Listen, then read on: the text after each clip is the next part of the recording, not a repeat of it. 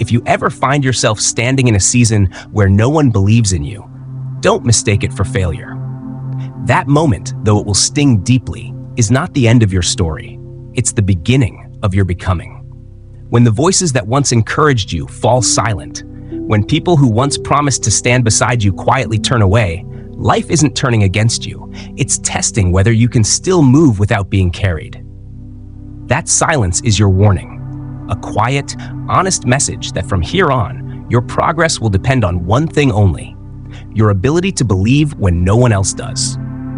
That is the heart of how to get ahead even when no one is there for you. This is not a book about quick success or blind optimism. It's about what happens after the noise fades, when the excitement is gone, and when you have to face the truth that no one is coming to save you. It's about learning to rise from your own ground, to find direction when the world offers none, to keep walking even when the path feels empty, and to build a kind of inner strength that doesn't crumble when left alone. Most people will meet this season at least once in their lives. Maybe it begins with a dream that no one understands. You share your ideas, your plans, your hope, and instead of support, you get quiet smiles, polite doubt, or worse, silence. Maybe you work hard every day, but no one notices. Maybe you try to change, to grow, to do something meaningful, but the world stays unmoved. It's in that space, between effort and recognition, that many give up. They believe the silence means they're unworthy, when in truth, it's the training ground for something stronger than approval: self-trust. The truth is, life will not always give you witnesses. It will not always give you proof that your steps are working. But if you learn to keep walking without applause, something inside you begins to change. You stop chasing the comfort of being understood and start finding peace in being authentic. You stop asking for permission to move and start realizing you already have everything you need to move. The world might doubt you, people might forget you, but if you stay faithful to what you know is right, time will remember you. How to get ahead, even when no one is there for you, is not about rejecting others. It's about realizing that your strength doesn't depend on them. It's about those long, quiet stretches where all you have is your own discipline, your own focus, and your own belief. It's for the people who keep showing up when no one notices, who build quietly when no one claps, who refuse to give up simply because it's hard. You'll find in these chapters that success isn't loud, growth isn't glamorous. Real transformation doesn't happen when the world believes in you. It happens when you choose to keep believing after it stops. The solitude that once frightened you will begin to feel different. It will stop sounding like emptiness and start sounding like peace. That's when you'll know. You've crossed the line between needing strength and becoming it. At Book Sounds Better You, we share stories meant to remind you that resilience is quiet, that courage doesn't need attention, and that your journey matters even when no one else sees it. Because the truth is, every great story begins with doubt. Every strong soul was once left alone to decide whether to stop or continue. And every person who ever rose higher did so not because the world believed in them, but because they refused to stop believing in themselves. So if you're standing in that silence now, unsure, unseen, maybe even afraid, take this as your sign. Life is not leaving you behind. It's inviting you forward. The road ahead won't always be easy, but it will be yours. And if you have the courage to keep walking, even without the crowd, you'll discover something far more powerful than approval: the quiet certainty that you are enough to keep going. That is where this book begins. Chapter 1. When no one believes in you, keep walking. If life hasn't tested you yet, it will. And when it does, it won't announce itself with thunder or applause. It will simply arrive one morning in the form of silence, in the absence of those who once told you that you were capable, in the quiet withdrawal of familiar eyes that used to watch your progress with approval. And that silence, though it will sting like betrayal, is not the enemy.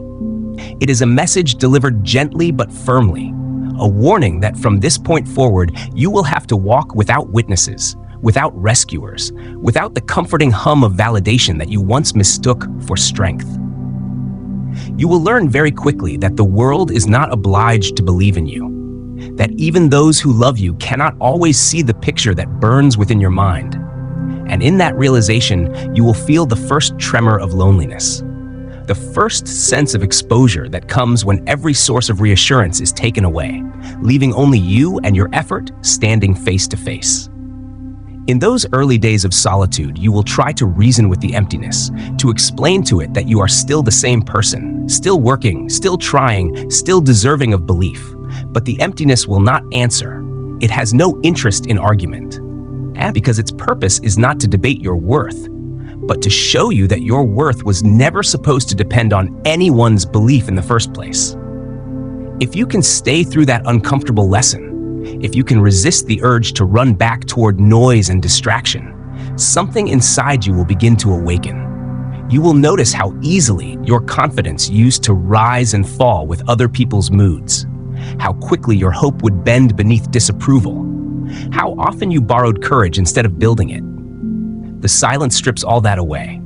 It is surgical, precise, painful. It cuts through every illusion you held about being strong until strength is no longer a performance, but a necessity. You will walk through days that feel endless, working, speaking, giving your best, and receiving nothing in return. You will want to quit. You will think that maybe all the effort was for nothing, that perhaps you misunderstood the signs, that your path is foolish. But the truth hides behind that despair. When no one believes in you, when even you begin to doubt yourself, that is when the first real belief can be born. Not the fragile kind that needs to be fed with praise, but the kind that grows quietly like roots pushing through stone. Every small promise you keep to yourself will become a brick in the foundation of a strength that cannot be taken away. Every time you choose to move forward without applause, you will be proving something more important than talent or intelligence. You will be proving loyalty, the sacred kind, the kind that binds you not to comfort, but to purpose. There will be nights when you sit alone and wonder why you are doing any of it. You will remember the people who used to stand beside you, and you will imagine how easy it would be to stop, to let the dream dissolve, to accept an easier version of life. In those moments, you must remember that this isolation is not the end of your journey. It is the training ground of your spirit. Carl Jung called it the night sea journey, the passage through darkness where the old self is stripped away so that something new can emerge. Every soul that ever became strong walked through that same water. They faced the same silence. They learned that when the world stops believing in you, you have only two choices: collapse or continue. If you continue, even shakily, even without knowing why, life itself begins to reshape around that decision. You will start to hear a quieter kind of guidance, a voice that does not shout, that does not flatter. It simply whispers, "Keep going." At first, you may ignore it, but eventually you will notice that it never leaves you. It speaks in the rhythm of your breath, in the pull of your heartbeat, in the stillness between thoughts. It is the voice of the self, the one you had forgotten while listening to everyone else. The self does not argue for belief. It simply asks for practice. It asks you to show up for your own life as faithfully as you once showed up for the expectations of others. Each time you do, you build a bridge between who you were and who you are becoming. Gradually, the pain of being unseen will begin to change flavor. What once tasted like rejection will begin to taste like freedom. You will wake up one morning and realize that you no longer crave the kind of recognition that used to keep you restless. You will look at your reflection and, for the first time, feel an unfamiliar peace, because you will understand that you have survived without approval. You have built something invisible but indestructible inside you, a quiet steadiness that no applause can inflate and no silence can deflate. From that steadiness, everything else becomes possible. The work you do will carry a different energy. It will no longer be an argument against doubt. It will be an expression of who you are. You will begin to create, to move, to love, not to be seen, but because it is in your nature to create, to move, to love. Others may still not notice, and that will no longer matter, because your reward will have shifted from recognition to alignment. You will find that walking without witnesses has its own kind of beauty. The road may be empty, but it is honest, and in that honesty, there is a strange companionship. The sky, the air, the sound of your own footsteps, all of it will begin to feel like part of you. One day, you will look back on this time and see that it was the making of you. You will realize that those who doubted you were not obstacles, but catalysts. That the silence that once frightened you was the space in which your real voice was born. You will see that the absence of belief around you forced you to become the source of your own faith, and that faith, once found, never leaves. It becomes the ground you walk on. It becomes the light that guides you.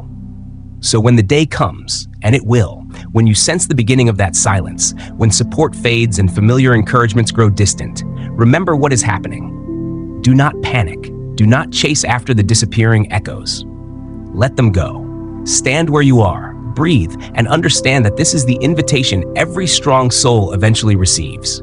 The world is stepping aside to let you meet yourself. You are being called inward, away from noise and into depth, away from dependence and into mastery.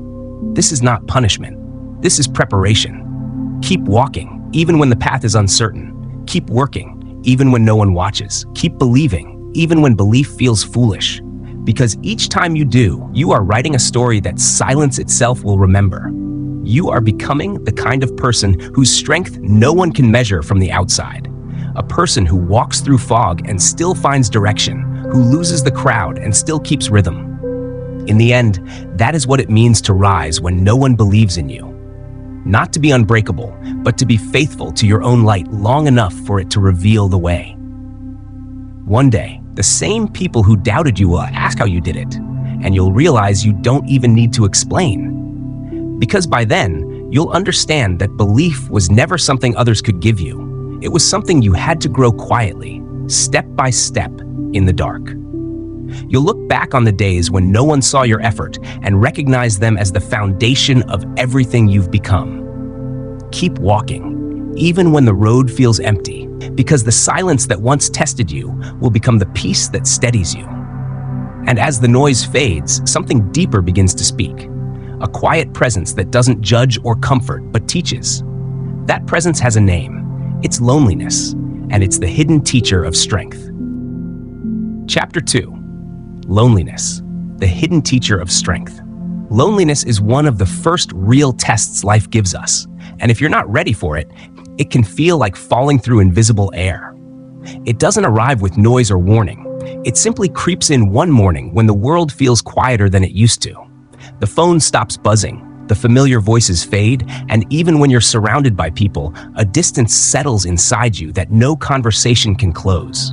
You start to wonder if you did something wrong, if you changed too much, or if the world simply moved on without you. That ache, the hollow, heavy kind that sits behind the ribs, is loneliness. And yet, though it feels merciless, it comes with purpose. Life uses loneliness not to break you, but to rebuild you. At first, you'll try to resist it. You'll throw yourself into work, fill your evenings with distractions, spend hours online just to feel the illusion of company. But no matter how much noise you surround yourself with, the silence always returns. It sits patiently, waiting for you to finally listen. And when you do, when you stop running long enough to face it, something subtle but powerful begins to shift. Loneliness starts revealing the truths that comfort never could. The first truth it teaches is that you've depended on others more than you realized. Their words, their attention, their presence, all of it shaped how you saw yourself. When they disappeared, it wasn't just their absence you felt. It was the collapse of the identity you built around them. Loneliness strips that away, layer by layer, until you're forced to meet the version of yourself that exists when no one is watching. It's uncomfortable, sometimes brutal, but it's also the only way to grow roots that no one else can pull up. I remember speaking to a nurse who had spent 20 years caring for others. Her patients adored her, her coworkers respected her, and her family always needed her. Then one day, her children moved out, her parents passed away, and she retired early due to exhaustion. She said, "I didn't know who I was when no one needed me." The days felt endless, the silence unbearable. For months, she couldn't sit still without turning on the television or scrolling through her phone. But one afternoon, after the power went out during a storm, she sat quietly with nothing but the rain for company. "It was the first time I realized the world could keep turning without me," she said. "And for the first time, I didn't fight it." Over time, she began to enjoy the quiet. She took long walks, learned to garden, started reading again. It's strange, she told me. I thought loneliness was taking something from me, but it was actually giving me back to myself. That's what loneliness does. It teaches you to find worth outside of usefulness, meaning outside of company, and peace outside of noise. It pulls you away from the world so you can finally hear what your soul has been trying to say. But this lesson only comes if you're willing to stay. Most people never do. They rush to fill the space with distractions, but all that does is postpone the healing. Loneliness doesn't disappear when ignored, it only grows heavier. The second lesson it teaches is discipline. Not the kind that's about routines or goals, but the discipline of emotion. When you can't rely on others to calm you, you learn to soothe yourself. You stop reacting impulsively to every wave of sadness or fear. You begin to observe your emotions instead of drowning in them. This is how inner steadiness is built. When the world outside grows unpredictable, you realize you don't have to follow its chaos. You can remain still. A young man once told me that after a difficult breakup, he decided not to rush into anything new. He said, "I wanted to learn how to like my own company first." For months, he went home to an empty apartment, cooked for one, spent weekends alone. At first, it was awful, he admitted. I felt invisible. But after a while, something changed. He started using that time to write, to exercise, to plan. I stopped needing someone to check on me, he said. I began to check on myself. By the end of that year, he said he felt stronger than he ever had in any relationship. Loneliness had become his teacher, showing him what self-reliance truly meant. Loneliness also humbles you. It shows you how fragile attention really is. The people who once promised forever might drift away. The friendships you thought would last might fade without reason. And when that happens, loneliness teaches you not to hold resentment, but acceptance. You begin to understand that people don't owe you constant presence. And that's okay. Everyone is fighting their own battles. When you stop expecting the world to keep you company, you start freeing yourself from disappointment. You stop waiting for others to rescue you from silence and realize you can rescue yourself. But loneliness isn't just about separation from others. It's also about reconnection with what matters, with who you are, with what you've neglected. When you're no longer busy performing for the world, you can finally hear the subtle call of your deeper self. That voice might tell you things you've long ignored, that you've been working for the wrong reasons, that you've been living for approval instead of meaning, that you've been hiding behind productivity to avoid feeling lost. Loneliness is brutally honest like that. It doesn't comfort, it clarifies. And as time passes, it begins to change shape. What once felt like an empty room starts to feel like a sanctuary. The quiet moments that once scared you start to feel necessary. You find peace in simple things: the morning light, the sound of water boiling, the rhythm of your own breath. You realize that happiness was never hiding in company. It was hiding beneath your own noise. Many people fear growing old because they imagine it means being alone. But if you've learned from loneliness, age doesn't scare you. It grounds you. You no longer measure life by how many people surround you, but by how deeply you connect with the few who matter, and how calmly you can be with yourself. The older you get, the more you see that loneliness isn't the absence of love. It's the space where love matures. In every stage of life, loneliness returns in new forms. When you move to a new place, when a relationship ends, when your children leave home, when your work no longer fulfills you. And each time, it carries a new lesson. You may resist it again and again, but eventually you learn to recognize its face. You greet it not as an enemy, but as an old teacher. Because deep down, you know what it's here to remind you, that your foundation must come from within, not from the applause, not from the company, not from the noise. Carl Jung once wrote that the process of becoming whole requires descending into the depths of one's own being. Loneliness is that descent. It strips away the outer world until you confront the inner one. It's not about isolation, it's about integration. It helps you collect the pieces of yourself you left scattered in other people's hands. So when the next wave of loneliness comes, as it inevitably will, don't fight it like a curse. Sit with it.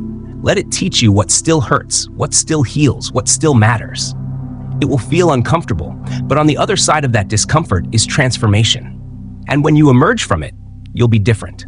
Quieter, steadier, more certain of yourself. You'll no longer chase company out of fear. You'll no longer need noise to prove you're alive. You'll have learned the greatest lesson loneliness can teach, that the peace you've been searching for isn't out there. It's here, waiting in the stillness, waiting in you. One day, you'll look back on this season and understand why life went quiet. You'll see that loneliness wasn't an empty space after all. It was the workshop where your soul learned patience, clarity, and strength. You'll realize that silence didn't mean absence, it meant preparation. The world was stepping back so you could step inward, and from that inward step, everything began to change. Because once you faced loneliness and survived its lessons, you no longer fear being alone. You begin to respect it. You start to see solitude not as isolation, but as power, as the ground where confidence takes root and self-respect begins to grow. And when that happens, something deeper awakens within you, a quiet, unshakable stability that no praise or presence can replace. So if you're standing in that silence now, don't rush to fill it. Stay a little longer. Listen. Because in the stillness that once felt unbearable, you'll hear the whisper that changes everything. This is where your real strength begins. And when that realization takes hold, you'll be ready for what comes next. The lesson that transforms silence into resilience and solitude into awakening. Chapter 3: Stop waiting to be saved. Loneliness teaches you many things, but perhaps its most important lesson is this: no one is coming to rescue you. Not because the world has turned its back, but because this moment, the one where you stand alone, unsure, frightened, is the exact moment you are meant to find your own strength. It's life's most direct and demanding form of honesty. It doesn't whisper comfort or promise help. It looks you in the eye and says, now it's your turn. For most of us, this realization doesn't come as a sudden burst of clarity. It arrives slowly, often disguised as disappointment. Maybe a friend stops answering when you need them most. Maybe you lose your job and discover that the support you expected from others never comes. Maybe you're fighting to keep a relationship alive, and the more you reach out, the more distant it becomes. You start to notice that life has a rhythm that doesn't wait for your readiness. It moves with or without you. And in that realization, something changes, not outside, but inside. You begin to see that your survival, your peace, your progress cannot depend on anyone else's timing or strength. The truth is, we've been trained to wait. From childhood, we're told that someone will come to help us. Teachers guide us, parents comfort us, leaders inspire us. But as adults, we start facing problems that no one can carry for us. No parent can fix your heartbreak. No teacher can solve your anxiety. No friend can live your purpose for you. The older you get, the more life demands that you take responsibility for your own healing. And though it sounds harsh, this is not cruelty. It's freedom. One woman I met learned this in the hardest way. After years of putting her dreams on hold for others, her children, her husband, her aging parents, she found herself alone after a divorce. I thought I'd rebuild when things settled, she told me, but nothing ever settled. I kept waiting for the right time, for someone to tell me it was okay to start over. But no one did. One day, sitting in her empty kitchen, she realized that no one else could decide that moment for her. It hit me, she said quietly, that the permission I'd been waiting for wasn't out there. It was in me. She took a deep breath, opened her laptop, and began applying for work again. That single decision, small as it seemed, changed everything. This is how awakening begins, with a quiet acceptance that no one is coming. At first, the thought feels heavy, but soon you realize it's the key that unlocks your independence. The moment you stop expecting rescue, you start acting differently. You stop delaying, stop complaining, stop making excuses. You move because you have to. And that movement, that first self-initiated step, is where strength is born. Waiting to be saved keeps you trapped in a cycle of hope and helplessness. It feels safe to think someone else will fix it, to believe life will eventually make it easier. But safety built on dependence is an illusion. The longer you wait, the smaller your world becomes. You start believing that progress is impossible without the right timing, the right people, or the right approval. But when you finally decide to stop waiting, you'll see that action itself creates the conditions you were waiting for. A young man once told me that after losing his job, he spent months waiting for motivation to return. He'd sit in his apartment scrolling through success stories, hoping to feel inspired. But nothing changed. Then one morning, he said, I realized no one was coming to knock on my door and offer me direction. I had to move. He started with one small task, updating his resume. That led to another, sending one email, then another. Within weeks, he had interviews lined up. I learned that waiting for clarity keeps you in darkness, he said, but taking one small step creates its own light. That's how life works. It rewards motion, not longing. The universe doesn't respond to wishful waiting. It responds to action, to energy, to courage. When you stop waiting for someone to guide you, you become your own compass. You start learning what self-trust feels like. You begin to build the quiet confidence that says, I may not know the way, but I can find it. But let's be honest, this shift isn't easy. It's one thing to understand that no one is coming, and another to truly live it. There will be days when you still want someone to tell you it's going to be okay. There will be nights when you wish someone could lift the weight off your chest. And in those moments, the temptation to fall back into old patterns will be strong. You'll want to call, to ask, to wait. But remember, every time you choose to act instead of wait, you strengthen the muscle that will one day carry you through anything. Carl Jung once said, the most terrifying thing is to accept oneself completely. Part of that acceptance means facing your own responsibility, realizing that the healing, the courage, the peace you seek will only come from within. The world can inspire you, guide you, even comfort you, but it cannot save you. Only you can do that. When you stop waiting, your focus shifts from why me to what now. You stop replaying your misfortunes and start looking for the next step. You stop hoping for rescue and start creating solutions. And with each small choice, paying that bill, taking that walk, confronting that fear, you reclaim a piece of your life. I remember a father who lost his small business during an economic downturn. For months, he waited for a loan, for help, for a miracle. None came. Finally, out of desperation, he began baking bread at home to sell to neighbors. It wasn't part of the plan, but it kept his family fed. Within a year, those homemade loaves became a small bakery. No one saved us, he said, smiling. But once I stopped waiting, I realized I didn't need saving. That's what real strength looks like. Not perfection, but persistence. When you stop waiting, you begin to live. You stop comparing your journey to others because you finally understand that their paths won't save you either. You stop needing constant reassurance because you've seen that reassurance means nothing without action. You start making decisions, small, imperfect, human, and they become the foundation of your freedom. But here's the beautiful irony. Once you stop waiting for help, help begins to appear. People start showing up. Opportunities start finding you. Not because life suddenly changes, but because your energy does. When you act from self-trust, you move differently. You speak differently. You radiate calm and conviction. People feel that. The world responds to it. And then something profound happens. You begin to feel gratitude for the times when no one came, for the silence that forced you to listen inward, for the disappointments that made you resourceful, for the loneliness that made you disciplined.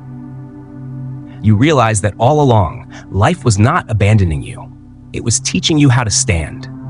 This is what it means to grow up in spirit, to stop waiting for rescue and start meeting life as it is, unpredictable, imperfect, and completely yours to navigate. It's the moment when you stop asking for easy answers and start trusting your ability to find your own. It's when you realize that you are not powerless, not broken, not lost, only untrained. And training begins the moment you decide that your life is your responsibility. So when you feel forgotten, don't despair. When you look around and no one seems to notice your struggle, don't mistake it for neglect. Life often withdraws its hands so you can use your own. It's not abandonment, it's preparation. You are being prepared to live from a place of strength, not dependency. When you stop waiting to be saved, you no longer panic when things fall apart. You start to see breakdowns as beginnings. You stop seeing silence as punishment and start hearing it as space, the space where your soul gathers itself to rise. And that rise, quiet and unseen, is the moment everything changes. You may not have all the answers now. You may still feel lost. That's okay. You don't need to see the entire path. You just need to take one step, even if it's small, even if it's trembling. Because every step you take without waiting for someone else to lead is a step toward freedom. No one is coming, and that's your liberation. You are the one you've been waiting for. The hand that pulls you up, the voice that says keep going, the strength that carries you through the dark. It's all been inside you from the start. And one day, when you've walked far enough, you'll look back and smile. You'll realize that every unanswered call, every closed door, every quiet night was guiding you here, to this moment of clarity, where you finally understood that you never needed rescue, only courage. So take a breath, lift your head, and move. You are not waiting anymore. You are walking. It takes time to understand that being left to face things alone was never the punishment you imagined. It was the beginning of your real strength. You start to see how every silence was a mirror, showing you what needed to grow louder inside. Every door that closed taught you where your own path began. And when you stopped waiting for rescue, something powerful shifted. You stopped fearing life and started meeting it as an equal.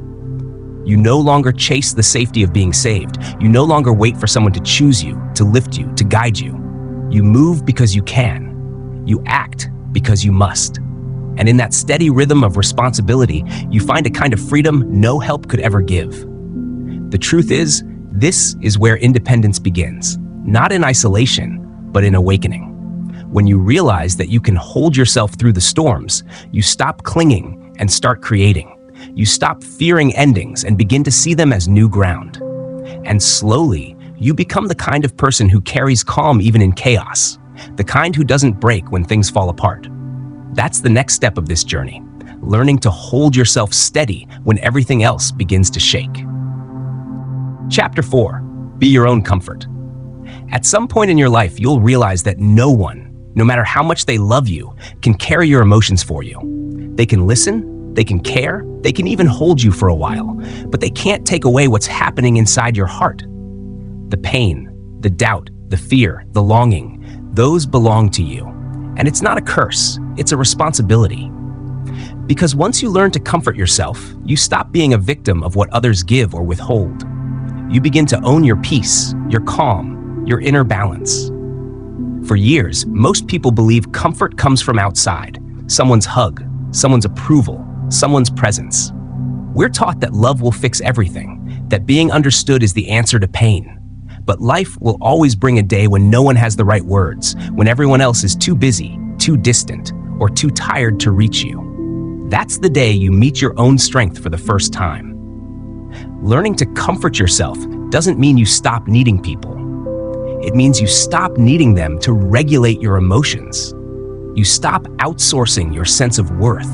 You begin to see that emotional maturity is not about closing your heart. It's about staying open without depending on anyone else to keep it that way. I remember talking to a young man once who had gone through a painful breakup. He said, "I can't sleep at night because I keep waiting for her to text me. I just want to know she still cares." But the truth he was avoiding was that the comfort he was waiting for couldn't come from her. What he really needed was his own voice saying, "You still exist, you still matter, you still have yourself." That's the comfort that heals.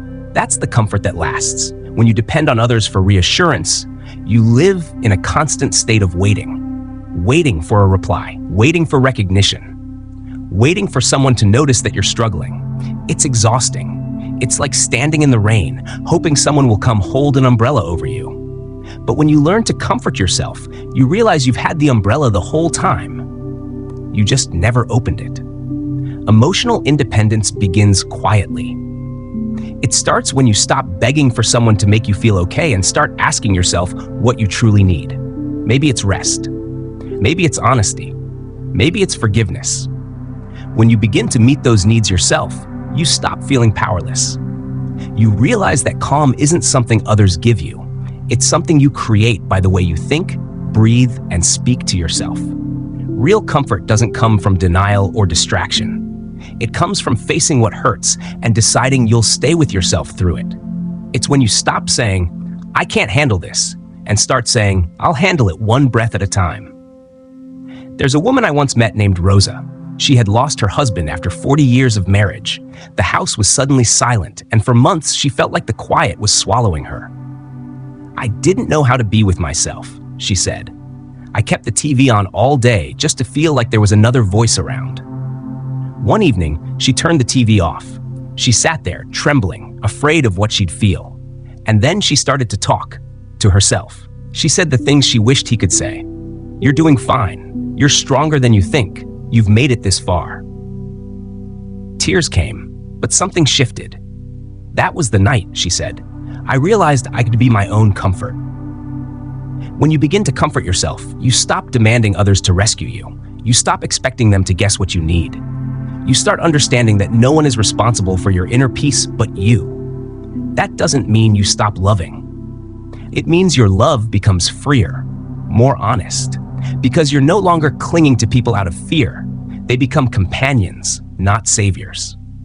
Comforting yourself doesn't mean ignoring pain. It means creating safety while you move through it. It's like learning to sit in a storm without running for cover. You acknowledge the thunder, but you don't let it scare you away from your own home. You tell yourself, "This will pass, I'm still here." And slowly, the relationship you have with yourself begins to change. You start to notice your triggers without judgment. You start recognizing the moments when your anxiety rises, and instead of fighting it, you breathe through it. You start responding to your emotions the way a good parent responds to a frightened child, with patience, not punishment. That's what true comfort feels like. One of the biggest signs of emotional growth is when you can sit in discomfort without trying to numb it. You stop reaching for your phone, your work, your distractions. You stop pretending you're fine just to keep others from worrying. You begin to understand that the only way through pain is through presence, staying with it long enough to hear what it's trying to teach you. Because pain, when you listen closely, always carries wisdom. It tells you what boundaries you've ignored. It shows you what parts of yourself still crave validation. It reminds you of what really matters. When you comfort yourself, you turn pain from an enemy into a teacher. It's easy to mistake comfort for control. You think, if I can fix everything around me, I'll feel calm. But real peace doesn't come from fixing the world. It comes from trusting yourself to face it. You don't have to solve everything. You just have to stay with yourself through everything. Self-comfort is not selfish. It's self-respect. It's the moment you stop saying, "I need someone to make this better," and start saying, "I deserve to make this better for myself." It's the choice to pause, breathe, and treat yourself gently, even when life feels unkind. Think about how many times you've been disappointed because someone didn't say what you needed to hear. Maybe they forgot your birthday, didn't check in, or dismissed your pain. It hurt, but the deeper wound wasn't their absence. It was your belief that their response defined your worth. When you become your own comfort, that belief dissolves. You stop measuring your value by anyone's attention. You stop chasing reassurance and start creating peace from within. It takes practice. Some days you'll still crave validation. Some nights you'll still wish someone else would understand. That's normal. The goal isn't to stop needing connection. It's to stop depending on it for survival. You can love deeply and still know how to stand alone. A quiet strength grows out of this practice. The kind of strength that doesn't need to announce itself. The kind that holds steady when plans fall apart or people disappoint you. You start to realize that nothing outside you has the power to unmake your calm unless you hand it over. And when you stop handing it over, you become truly free. Freedom doesn't mean you stop feeling. It means you stop fearing your feelings. You understand they will come and go, and you'll still be here when they pass. You stop being at war with yourself. You begin to live like someone who trusts their own hands to rebuild whatever breaks. To be your own comfort is to be your own friend. It's to look in the mirror and say, "You're doing your best." It's to forgive yourself for the mistakes that others won't forget. It's to choose softness when your instinct is to shut down. The world won't always understand this kind of peace. Some will call it detachment, others will call it strength, but you'll know it for what it really is: a quiet independence, a steady heartbeat that says, "I belong to myself." And when you reach that place, something extraordinary happens. You stop fearing solitude. You stop chasing approval. You begin to experience life without the weight of constant emotional hunger. You love more freely because you no longer love from emptiness. You connect more deeply because you no longer expect others to heal you. Every time you soothe yourself through pain, you teach your heart something essential, that it is safe here, inside your own care. That no matter who stays or leaves, you can still find calm. That you are enough company for yourself. So when the next storm comes, and it will, don't run from it. Sit with your breath. Let the noise pass. Tell yourself gently, I'm here. Because when you learn to be your own comfort, you stop waiting for peace to find you. You carry it wherever you go. That's when you'll finally understand what freedom really means. It's not about being untouched by pain. It's about knowing that even when the world feels heavy, you can still hold yourself lightly and keep walking forward with your heart intact. Comforting yourself doesn't mean you stop needing love. It means you finally know how to live without fear of losing it. When you can sit with your pain, breathe through your disappointment, and whisper to your own heart, "You're safe with me. You have crossed the invisible line between dependence and freedom." That's the quiet transformation this chapter leads to. The moment you no longer wait for someone to return your peace because you've learned how to build it within. And from that foundation, life changes. You begin to see connection not as survival, but as choice. You love because you want to, not because you need to. You stay because it feels right, not because you fear being alone. The world may still be unpredictable, but you are no longer shaken by every silence or misunderstanding. You've learned to be your own calm in the storm. Because in the end, strength doesn't mean never needing anyone. It means knowing that even when no one comes, you can still hold yourself, still rise, still walk forward with grace. And from that stillness, you'll be ready for the next step, learning to live without complaint and turning every challenge into quiet power. Chapter 5. Stop complaining and take your power back. Every time you complain, you give your strength away. It doesn't matter how small the complaint seems, whether it's about the weather, your boss, your family, or how unfair life feels. Each word that carries resentment instead of responsibility weakens you from within. It tells your mind, quietly and repeatedly, that you are not in control. And over time, that belief becomes a habit, a way of seeing the world through the lens of helplessness. What begins as a few harmless words slowly rewires your reality, turning you into someone who waits for life to change instead of deciding to change it. The truth is uncomfortable but necessary to hear. Complaining is one of the most common ways we surrender our power without realizing it. We think it's harmless, a way to vent, to release frustration, to connect with others through shared irritation. But the cost is enormous. Every time you say, "Why me?" you train your brain to look for proof that you are the victim. Every time you repeat, "This isn't fair," you convince yourself that fairness is something that must be given to you, not created by you. And every time you talk more about what's wrong than what you can do, you quietly abandon your ability to act. You can't complain your way into a better life. You can only act your way into one. Think about it. How many times have you caught yourself repeating the same story to different people? The one about how tired you are, how misunderstood, how unlucky. It feels good for a moment to be heard, to feel seen, to have someone agree that yes, things are hard. But what changes after that conversation? Nothing. The situation remains, your energy drops, and the next day, the same words come again. It's a loop, familiar, comforting even, but paralyzing. I once met a man named Daniel who had been stuck in a job he hated for 7 years. Every lunch break, he'd say the same thing to his coworkers. "I should quit. I should quit. This place is killing me." They'd nod, sympathize, and share their own stories of frustration. Day after day, the same ritual repeated. Complaint, agreement, exhaustion. One day, a younger colleague said gently, "You've been saying that for years. What if you actually did something about it?"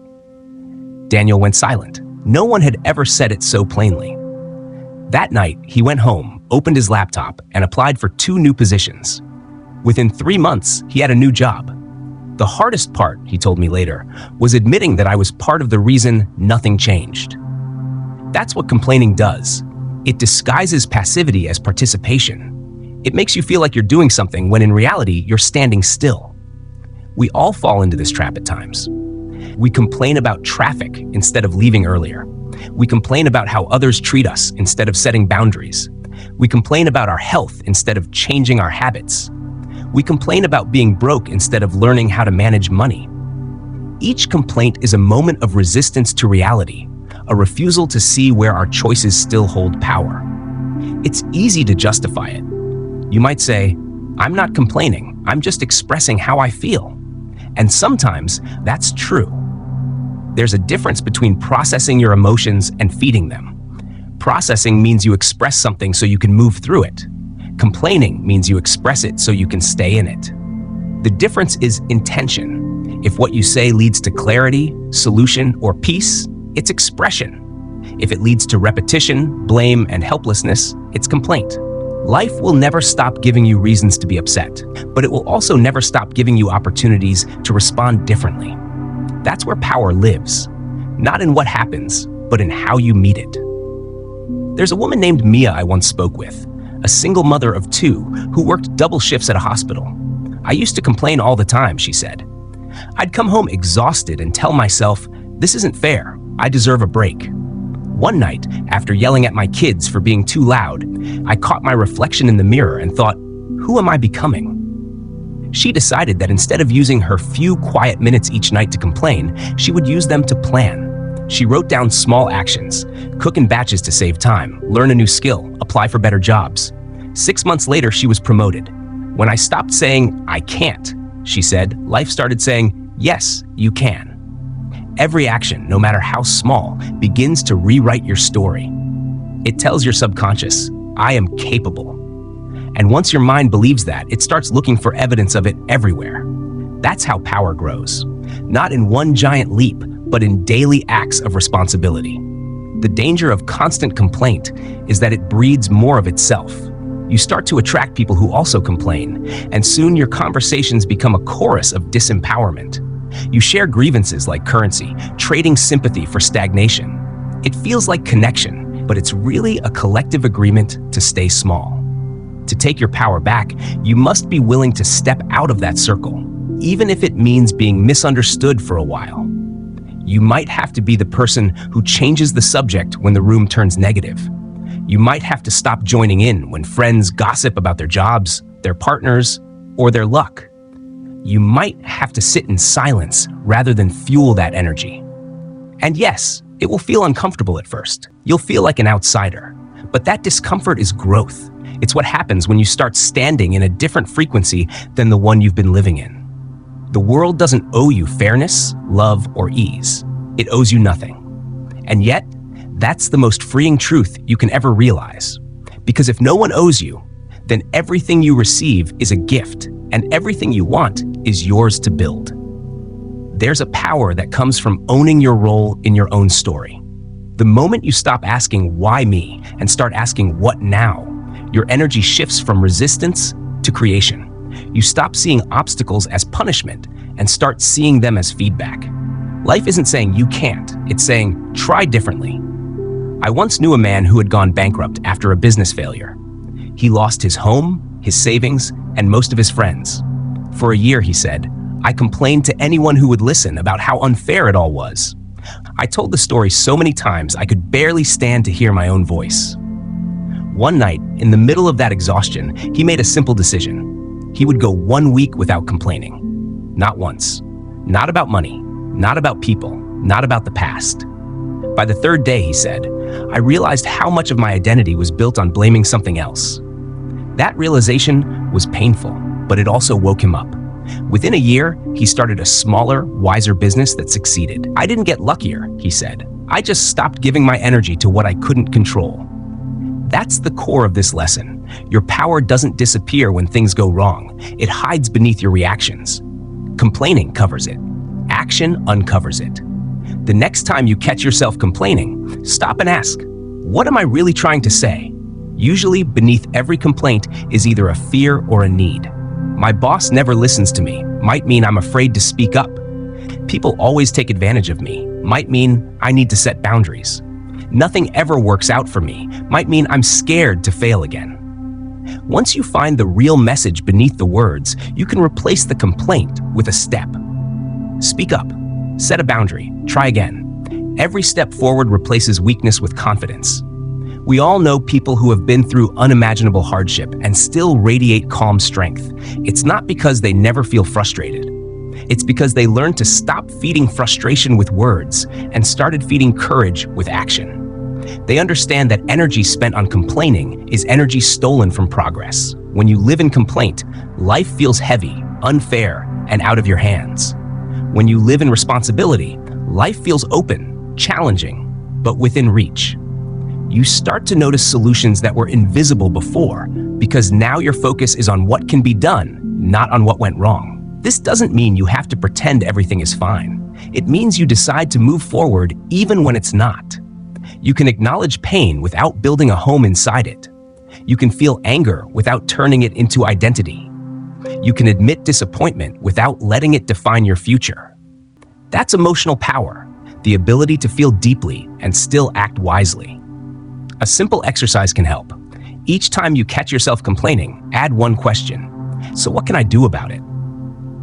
Maybe the answer is small, maybe it's uncomfortable, but it shifts the direction of your mind. It takes you out of victimhood and into authorship. Over time, you'll notice that you complain less, not because life got easier, but because you got stronger. You'll start finding satisfaction in solving small problems instead of exaggerating them. You'll begin to feel gratitude, not because everything is perfect, but because you've learned to see progress in imperfection. That's what taking your power back looks like. Not loud, not dramatic, but steady. The irony is that the less you complain, the more life listens to you. Because now, your words carry weight. They come from a place of clarity, not chaos. You speak less but act more, and the world responds to that vibration. Imagine waking up tomorrow and deciding that no matter what happens, you will not complain. Not once. You'll still feel irritation, but you'll turn it into awareness. You'll still feel disappointment, but you'll turn it into direction. You'll still feel tired, but you'll turn it into discipline. That single decision would change the texture of your entire day. Because instead of leaking energy, you'd be reclaiming it. One thought, one choice, one action at a time. Every complaint is a conversation with weakness. Every action is a conversation with power. The more you act, the more fluent you become in strength. You deserve a life that feels like movement, not stagnation. You deserve to see yourself as capable, not cursed. But to do that, you have to stop telling the story of what's wrong and start writing the story of what's possible. And once you start, momentum builds. Small victories replace long complaints. You begin to feel the pulse of progress, that quiet but powerful sense of agency that says, I may not control everything, but I control myself. And that's enough to change everything. So stop complaining. Not because life is perfect, but because you are no longer willing to waste your voice on things that keep you small. Speak only in ways that move you forward. Act in ways that honor your resilience. Remember that every moment you choose responsibility over resentment, you are reclaiming your power. And that's how strength is built. Not in comfort, not in applause, but in the silent decision to stop describing what's wrong and start creating what's right. Because the truth is simple. The world belongs to those who stop complaining and start becoming. Complaining may feel like release, but action is the real relief. The moment you stop narrating your pain and start directing it, life begins to move with you instead of against you.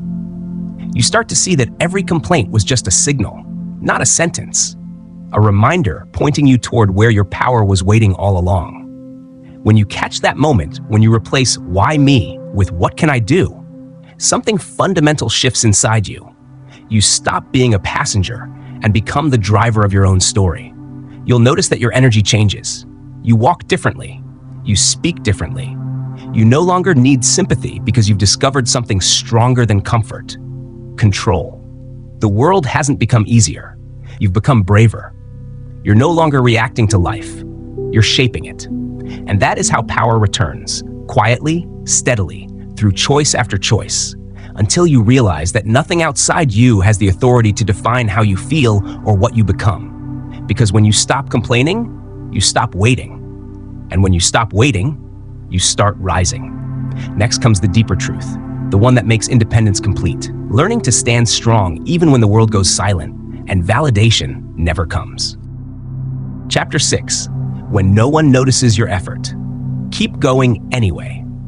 One of life's quietest heartbreaks is realizing that no one sees how hard you're trying. You wake up early, you give your best, you carry responsibilities that no one else would touch, and yet at the end of the day, the world stays silent. No one claps, no one thanks you. Sometimes, no one even notices that you were the reason things didn't fall apart. And that silence can feel heavier than failure, because at least failure gets a reaction. This invisibility feels like disappearing while still standing right in the middle of your life. But here is the truth that will save you. Being unseen is not the same as being unworthy. The world's silence does not mean your work doesn't matter. It only means you've entered a stage of growth that demands a new kind of validation, the kind that comes from within. At some point in your life, you will have to learn how to clap for yourself. You will have to become the one who says, "I see what I did there. I showed up. I kept going." Because the truth is, people are often too busy with their own battles to notice yours. They don't see the nights you stayed awake worrying about bills or your family. They don't see the quiet choices you make that no one celebrates, the meals cooked after long shifts, the smiles given when you felt like crying, the patience it takes to keep your temper when you're misunderstood. Those things rarely earn applause, but they build something deeper: integrity. Real strength is forged in the moments when your effort goes unseen, but you keep giving anyway. When you keep showing up for your life, even when no one's watching. When you choose consistency over recognition, discipline over praise. The mature soul learns to work not for reward, but for alignment with their values, their purpose, their truth. Think of the gardener who waters the soil for weeks before the first sprout appears. No one thanks them during those quiet mornings when nothing seems to grow. But underground, roots are forming. The real work, the invisible work, is happening where eyes can't see. Life is the same. Most of your growth will happen in secret. Most of your progress will go unnoticed until one day, suddenly, it doesn't. People will say, "You've changed," but they won't know how many nights it took to become the version of you standing before them. I remember talking to a nurse who worked in the emergency room for 15 years. She told me that most days, no one said thank you. People come in scared, angry, in pain, she said. They don't have time to notice who held their hand. One night, after a particularly difficult shift, she sat in her car and cried.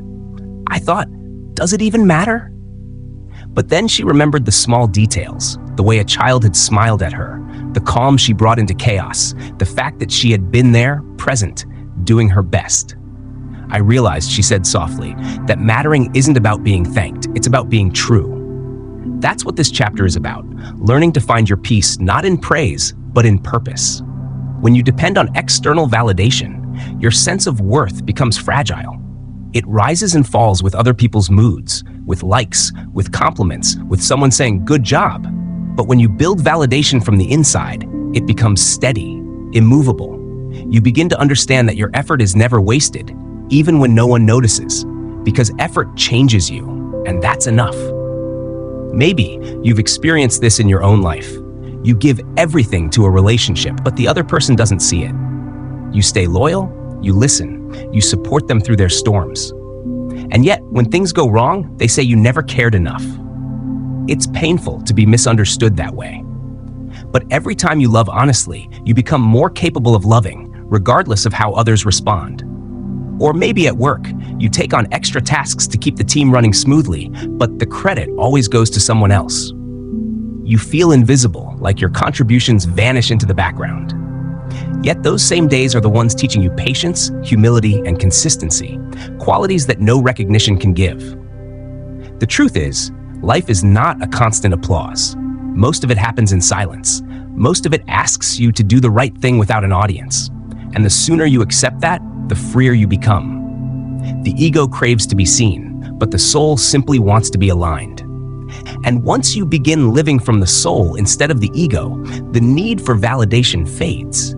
You no longer measure your worth by how others react, but by whether you acted from truth. You ask yourself, did I show up with integrity? Did I give what I could? Did I stay honest with myself? If the answer is yes, then you've already succeeded. You will meet moments when your effort goes unnoticed and your progress feels invisible. You'll wonder if it's worth it. You'll think, maybe I should stop trying so hard. Maybe no one cares. That's the test. That's where strength is measured. Because the person who keeps going even when no one is watching, that's the person who becomes unstoppable. Think of the athlete training in the dark long before sunrise while everyone else sleeps. Think of the writer working quietly, draft after draft, before anyone reads a word. Think of the single parent who keeps a family together through pure willpower, and even when no one says thank you. Those people don't wait for recognition. They understand something deeper. Greatness is built in silence. Validation from others is sweet, but it's also temporary. One compliment can lift you, but one criticism can break you, if your sense of worth depends on it. Real validation comes from knowing you did what was right, even if no one ever knows it. It's the peace that comes when your head hits the pillow and you can say, I gave my best today. It's easy to forget this when you live in a world that celebrates results, not effort. Social media, success stories, promotions, they all highlight outcomes. But outcomes are just the visible tip of invisible labor. Behind every overnight success is 1,000 unrecognized days of effort. And behind every person who seems confident and whole is a long history of lonely moments where they chose not to give up. Sometimes, the people who inspire you most are the ones who've learned to walk without applause. They know that self-respect grows in quiet perseverance. They've discovered that validation isn't a prize, it's a practice. You practice it each time you tell yourself, that was enough for today. You practice it each time you stop comparing your journey to someone else's. You practice it each time you rest without guilt, knowing you've done your part. When you no longer chase approval, your work becomes purer. You start acting from authenticity instead of performance. You help because you want to, not because you want to be seen helping. You give because it's who you are, not because you expect it to be returned. That's freedom. The ability to give your energy to something meaningful without needing it to reflect back immediately. I once knew a teacher who spent 30 years in a small rural school. She wasn't famous, she wasn't rich, but generations of children learned under her care. She told me, some of my students will never remember my name, but that doesn't matter. What matters is that I showed up for them when they needed someone. That's self-validation. It's the quiet pride of knowing your life has meaning, even when it's not broadcasted. You might think, but it still hurts to go unnoticed. Of course it does. You're human. The need to be seen is natural, but you can acknowledge that longing without letting it control you. You can comfort yourself by remembering that unseen doesn't mean unimportant. Some of the most essential forces in nature, gravity, air, time, are invisible, yet everything depends on them. Your effort is the same. Just because it's unseen doesn't mean it's not shaping something. And sometimes the reason people don't notice your work is because you've made it look effortless. You've carried burdens so gracefully that others assumed they were light. You've handled chaos so calmly that others forgot there was chaos at all. Don't resent that. It's a sign of mastery. The better you become at managing yourself, the less noise your effort makes. There will be moments when you'll want to shout. I only want to shout. Does anyone see what I'm doing?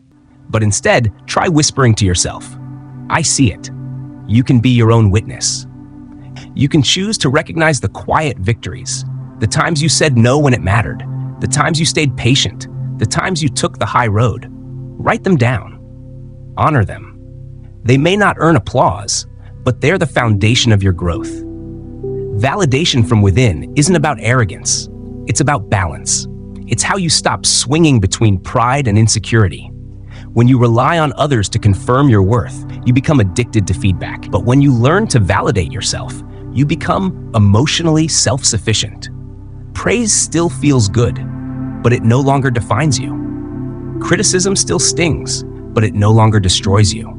This inner steadiness changes how you move through the world.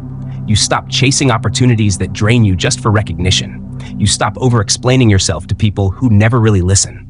You stop proving your value in rooms that don't value you. Instead, you start choosing spaces that match your peace. You begin to create for the joy of it, to work for the love of it, to serve for the meaning of it. And here's the beautiful part. When you stop needing validation, it often finds you. The moment you stop trying to be seen, you become magnetic. People sense your calm confidence. They notice your steadiness.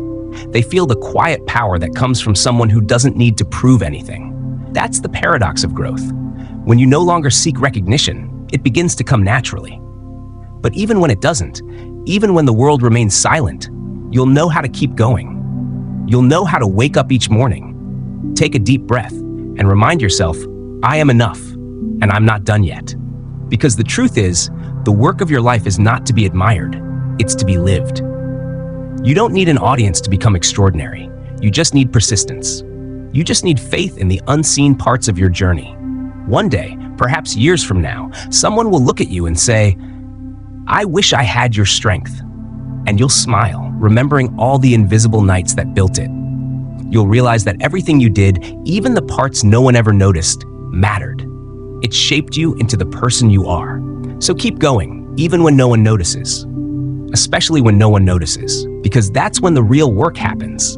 The kind of work that turns effort into character, silence into substance, and invisibility into quiet brilliance. That is how you learn self-validation, not by being seen, but by staying true when no one's watching. And when you can do that, you're no longer walking for approval. You're walking for truth. You're walking for peace. You're walking for you. Silence isn't proof that your effort is wasted. It's proof that you're building something real. The strongest foundations are always laid underground, far from applause, far from recognition. Every quiet day, every unthanked act, every unseen struggle is shaping you into someone steady, grounded, and unshakable. The reward isn't in being noticed. It's in knowing that even when the world looks away, you didn't. You stayed loyal to your path. You kept faith in your work. You kept walking. Because one day, when your time comes to rise, you won't need to convince anyone who you are. Your presence will speak for you, calm, certain, undeniable. Until then, keep building in silence. Keep honoring the unseen parts of your journey. And when the quiet starts to feel too heavy, remember this: you're not being ignored, you're being refined.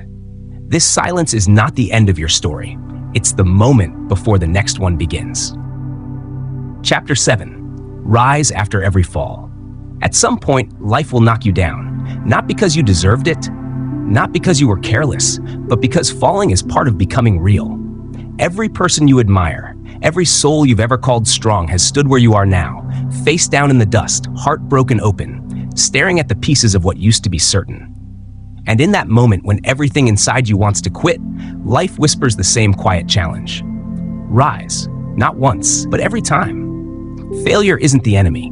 It's the fire that burns away what was false, leaving only what's true enough to last.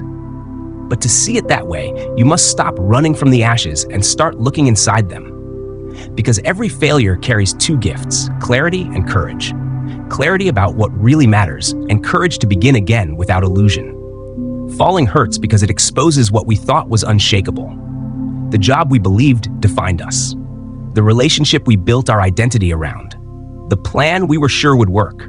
When those things collapse, we're left with nothing but ourselves, and at first, that feels unbearable. You question everything: your choices, your worth, your future. You replay moments in your head, wondering where you went wrong. But slowly, if you stay long enough in that silence, you begin to hear something deeper than regret. A quiet truth rising from the rubble. You're still here. That's where rebirth begins. Not in triumph, but in survival. Not in the victory march, but in the steady breath that says, I'm not done yet. I once spoke with a man who had lost nearly everything in 1 year. His business, his marriage, and his confidence. I used to be someone, he said. Now, I'm just trying to remember who that was. He spent months trapped in self-blame, scrolling through photos, reading old emails, clinging to the version of himself that no longer existed. One morning, sitting alone with his coffee, he noticed how quiet the world had become. No deadlines, no phone calls, no one asking for favors, just him and that silence. And instead of fighting it, for the first time, he listened. I realized, he told me later, that maybe I hadn't lost myself. Maybe I'd just been hiding behind success for so long that I forgot who I was without it. That's what failure does. It strips away the noise until only truth remains. It takes away everything you used to lean on so you can finally learn to stand on what's real. You will fall again and again, in different ways. You'll fail in love. You'll fail in plans. You'll fail at becoming who you thought you were supposed to be. And each time it will feel personal. But the universe isn't punishing you. It's preparing you. Growth requires friction. Awareness requires pain. The only way to learn what's unbreakable in you is to let something break. The problem is that we're taught to fear failure. We see it as shameful, as a mark of weakness. But that's an illusion born from comparison. We only see people's peaks, never the valleys that shaped them. We scroll through highlight reels, forgetting that every success story is built on a foundation of collapse. Behind every medal is a series of setbacks. Behind every confident smile is a season of doubt. I once met a woman named Evelyn who dreamed of opening her own bakery. She saved for years, studied recipes, rented a small shop, and finally launched her dream. It failed within 6 months. Rent was too high, the customers too few. She cried for weeks, convinced she wasn't good enough. But instead of giving up, she took a part-time job in another bakery. She studied what worked, what didn't, learned the rhythm of running a business. 3 years later, she tried again. Smaller, wiser, steadier. That bakery is now thriving. Failure wasn't the end, she said. It was the tuition I paid to learn how to succeed. That's how growth works. It doesn't reward pride, it rewards persistence.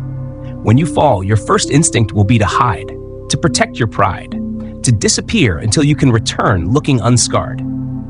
But healing doesn't happen in hiding. It happens when you face the discomfort head on. When you stop asking, why did this happen to me? And start asking, what is this trying to teach me? Every mistake carries a mirror inside it. The reflection is rarely flattering, but it's always honest. It shows you where you ignored your intuition, where fear disguised itself as control, where ego shouted louder than truth. And if you're brave enough to look, that mirror becomes a compass. It points you toward the kind of person you're meant to become. The one who no longer needs perfection to feel worthy. Failure humbles you. It strips away the illusion that you can control everything. But it also softens you. It makes you more compassionate, more real. You stop judging others so quickly because you know what it feels like to fall apart. You learn empathy, not from comfort, but from collapse. There's a Japanese art called kintsugi, the practice of repairing broken pottery with gold. Instead of hiding the cracks, the artist fills them with lacquer mixed with powdered gold, making the object even more beautiful than before. The breaks aren't erased, they're illuminated. That's what rising after failure looks like. You don't pretend the cracks never happened. You honor them. You say, this is where I broke, and this is how I healed. That's how strength becomes art. Think of your own life that way. The heartbreak that once shattered you, it taught you what love without illusion feels like. The job that rejected you, it forced you to find purpose beyond position. The failure that embarrassed you, it taught you humility and grit. Each fall has been carving depth into your soul, making space for wisdom. But to rise, you must let go of the idea that you can return to who you were before the fall. That version of you is gone, and that's not a tragedy, it's evolution. You're not meant to rebuild what was, you're meant to build what's next. People often say everything happens for a reason, but that's not entirely true. Things happen, and it's our job to give them reason. Pain doesn't come with a label, we create the meaning. You can let failure define you, or you can let it refine you. There's a difference between breaking and being broken. Breaking is an event. Being broken is a choice. The moment you decide that the fall is not the final chapter, it stops being a wound and starts being a rebirth. You might still carry the scars. You might still feel the ache, but healing doesn't mean forgetting. It means moving forward with your lessons intact. Sometimes the hardest part isn't the fall. It's getting back up when no one expects you to. People will look at you differently. Some will pity you. Some will doubt you. Some will quietly hope you fail again because it makes their own comfort feel safer. But your job isn't to convince them of your comeback. It's to live it. Let your actions, not explanations, rebuild your reputation. Let your consistency, not words, earn back your confidence. Every time you rise, you reclaim another piece of your power. You remind yourself that failure didn't end you, it revealed you. I remember a conversation with a friend who survived a difficult divorce. She said, "It wasn't just the marriage that ended. It was who I thought I was in it. I lost the version of myself who needed approval, who depended on someone else for identity. It hurt like hell, but now I know peace. That's the paradox of pain. It destroys illusions to make room for truth. And when you begin to live from that truth, your relationship with failure changes. You no longer see it as punishment, you see it as partnership. Life stops being something that happens to you and becomes something that happens for you. To rise after every fall, you must stop asking for guarantees. There will be new mistakes, new heartbreaks, new disappointments. But once you've faced the ground and found your own strength there, nothing can truly defeat you. You'll still feel pain, but you'll know it's temporary. You'll still feel doubt, but you'll remember that clarity follows confusion, like dawn follows night. Each fall is an initiation into deeper resilience. It teaches you to bend, not break, to surrender without giving up, to lose without losing yourself. And with every comeback, your confidence becomes quieter, deeper, and more grounded in reality. So the next time you fail, don't rush to escape it. Sit with it, learn its shape, ask what it came to teach. Then, when you're ready, rise, not as who you were, but as who you've become. Because in the end, the goal isn't to avoid falling. It's to master the art of getting back up. Failure will always leave its mark, but it doesn't have to leave you bitter. It can leave you wiser, kinder, clearer. It can leave you more alive. And maybe that's the real secret of resilience. Not to be untouched by life, but to be touched deeply and still remain open. Every fall writes a new line in the story of your becoming. Every rise adds another layer of gold. Together they form the masterpiece that is you. Flawed, human, radiant. So when the next fall comes, don't panic. Take a breath. Feel the ground beneath you. It hasn't abandoned you. It's holding you. Use it to push yourself upward again, even if it's slow, even if it's uncertain. Because each rise, no matter how small, is sacred. That's how truth is forged. That's how strength becomes soul. And that's how you rise again and again and again. Falling was never meant to break you. It was meant to wake you. Every collapse you've endured was a quiet invitation to rebuild, not the world around you, but the world within you. The strength you've been searching for isn't found in avoiding pain, but in meeting it with open eyes and a steady heart. You've learned that real power doesn't shout. It breathes through endurance, through getting up one more time when no one thought you would. Each fall leaves a mark, but those marks are not scars of defeat. They are proof that you have lived, learned, and dared to begin again. The gold in your cracks is the story of your courage, and no one can take that away. So when the next storm comes, don't fear the ground. Trust it. It will hold you until you are ready to rise once more. And as you stand again, a little wiser, a little softer, remember this: the world doesn't need you to be perfect. It needs you to be real. Because it's the ones who rise after falling who light the way for everyone else, still learning how. Chapter 8: Discipline over emotion. If you only move when you feel like it, you'll never move far. The difference between those who dream and those who build is simple. One waits for a feeling, the other acts on a decision. Discipline is what stands when motivation disappears. It is the bridge between intention and reality, between who you are and who you could become. And the truth is, most people never cross that bridge because they're waiting for the right mood, the right timing, the right surge of inspiration to carry them. But life doesn't wait for your feelings. It rewards those who keep walking even when they feel nothing at all. There will be mornings when you wake up heavy, when the thought of moving forward feels impossible. You'll stare at the list of things you said you'd do and feel that quiet war begin inside you, the one between your excuses and your will. And in that moment, you will have to decide, will I serve my emotions or my commitments? That decision, repeated 1,000 small times, will define the entire shape of your life. Discipline is not dramatic. It doesn't announce itself with fireworks. It's built quietly in the moments no one sees. It's in the alarm that goes off at 5:30 a.m. and the choice to get up even when the bed is warm. It's in the long hours after work spent studying, creating, learning, when no one will give you credit for it. It's in the promise you keep to yourself when you'd rather escape into distraction. Real discipline looks boring from the outside, but it's the most powerful magic you'll ever learn because it transforms invisible effort into visible change. We live in a world that glorifies emotion, Follow your heart, do what feels right, wait until you're inspired. But your heart isn't a compass, it's a weather vane. It shifts with the wind. Some days it will lift you, whereas other days it will betray you. Discipline, however, doesn't move with the wind. It's the mountain that stands while your moods come and go. When you learn to act without relying on how you feel, you gain something most people never do: freedom. Because nothing controls a disciplined person. Not laziness, not fear, not doubt, not other people's opinions. I once knew a woman named Grace who wanted to write a book. She had the idea, the passion, the talent, but she couldn't stay consistent. "I just can't find the motivation," she'd say. She wrote only when she felt inspired, which meant months would pass with nothing on the page. One day she came to me frustrated, saying, "Maybe I'm not meant for this." I told her, "You don't need to feel like a writer to write. You need to write to become one." That was the turning point. She started setting a simple rule: 1 hour a day, no matter what. Some days the words came easily, others they crawled, but she stayed with it. A year later, she held her finished manuscript in her hands. She looked at me and said, "I used to wait for inspiration. Now I realize discipline creates it." That's the hidden truth. Action generates emotion, not the other way around.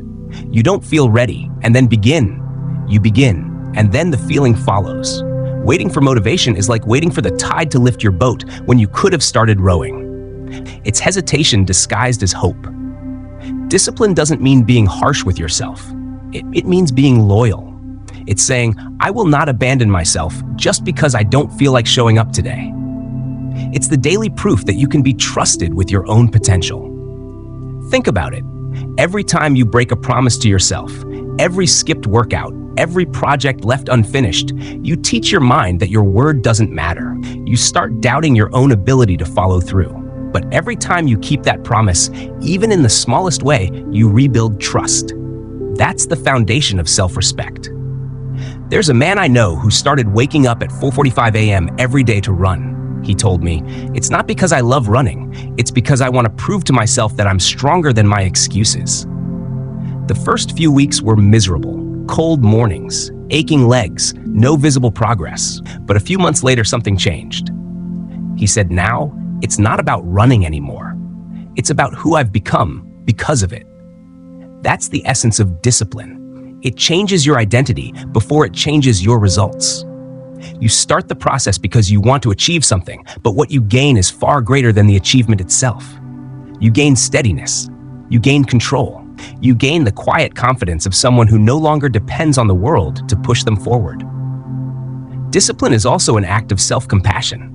People think it's about punishment or deprivation, but it's the opposite. It's a form of care. When you stick to your commitments, you're saying to yourself, you deserve to live a life that moves forward. You deserve progress. Discipline is love translated into action. Of course, it's not easy. There will be resistance, doubt, and fatigue. There will be days you tell yourself, "What's the point?" But every small act of follow-through chips away at that resistance. The hardest part is often just beginning. The mind will tell you stories. You're too tired. You've already done enough. Tomorrow will be better. But discipline doesn't negotiate with comfort.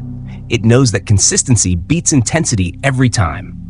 You don't have to run a marathon every day. You just have to keep walking. A friend once told me, "I've tried everything to stay consistent, but my emotions always get in the way." I asked him, "Do you brush your teeth every morning?" He laughed and said, "Of course." "Do you wait to feel motivated first?" I asked. "No, it's just a habit." Exactly. You don't need passion to brush your teeth because your identity already includes that act. Discipline works the same way. You remove the emotional debate and simply do what's required. Once your habits align with your purpose, momentum takes over. But discipline isn't just about productivity. It's about integrity. It's about becoming someone whose actions match their values. When you say, "I'll do it," and then actually do it, something sacred happens inside you. You start believing in yourself again. That's how confidence is built, not from compliments, but from evidence. Evidence that you can rely on yourself. Think about the most respected people in your life. They're not the ones who talk the most about their plans. They're the ones who keep showing up, quietly, steadily, even when no one claps. That's real strength. Discipline also protects you from the chaos of emotion. When you live by feelings alone, your days become unpredictable. Some days you're on fire, others you can't move. But discipline creates rhythm, a stable pulse that carries you through both storms and calm. It doesn't eliminate emotion, it simply refuses to be ruled by it. A young artist once told me, "I can't paint when I'm sad." I said, "Then paint your sadness." The point isn't to feel perfect, it's to use whatever you have to keep moving forward. Discipline transforms emotion into motion. It turns chaos into creation. People often confuse discipline with rigidity, but true discipline is flexible. It allows for failure without collapsing. It bends without breaking. You can miss a day without giving up, make a mistake without losing faith. The difference between the disciplined and the undisciplined isn't perfection, it's recovery. One bounces back, the other gives up.